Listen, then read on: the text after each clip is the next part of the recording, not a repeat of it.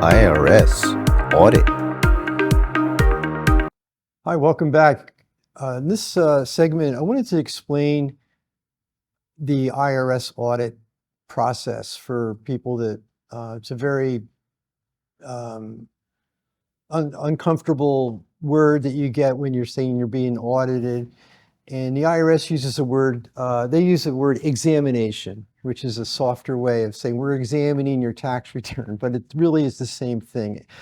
And I've gone through many audits for my clients. I've received new clients because they needed someone to represent them. I do recommend having a professional represent you. Taxpayers tend to say too much, give away too much information. A professional knows how to minimize that and just work the process and not show off how great you are. This is not the time to brag or show your travels, but it's really a time and place to explain what they are looking for and nothing more.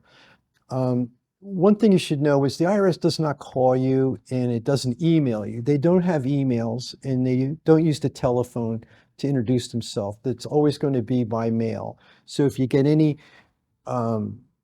contact from something other than a letter, just throw it away. Don't even worry about it.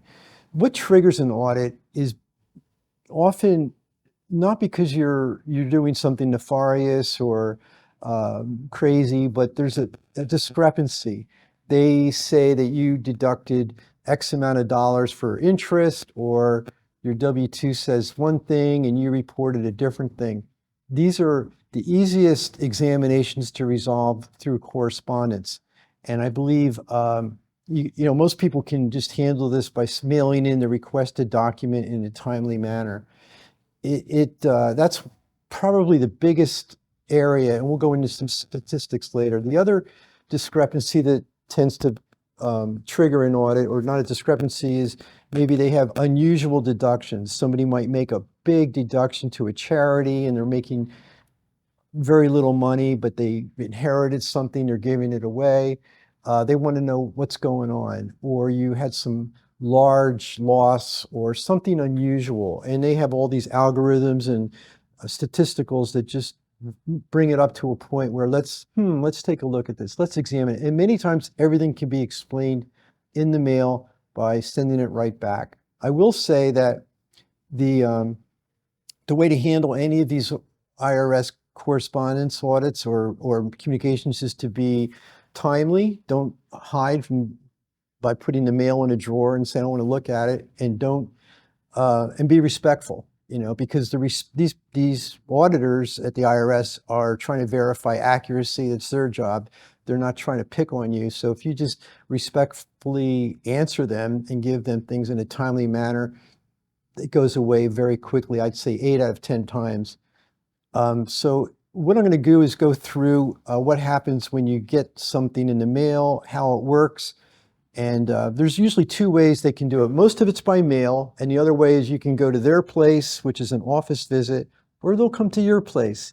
If you have a place of business, they might just come in and camp out for 4 hours or a day or 2 and inspect whatever issue that they're looking at. So between mail, office, or at your place of business, they will get to the bottom of whatever they're having to verify. And the outcome could either be, the best outcome is no change. You'll see that on a letter. We recommend no changes. Sometimes I'm able to show we forgot a deduction and we can put more money in or show something, and they can actually generate a refund. Once in a while, it's an opportunity. Since it's all open, you might as well pile in with extra deductions, and that could offset anything they pick up. Or it comes out that you do owe a certain amount of money based on the tax law, and you just even that up. Separately, we'll talk about payments. So in the next clip, we'll go into a little bit about what is a correspondence audit. Thank you.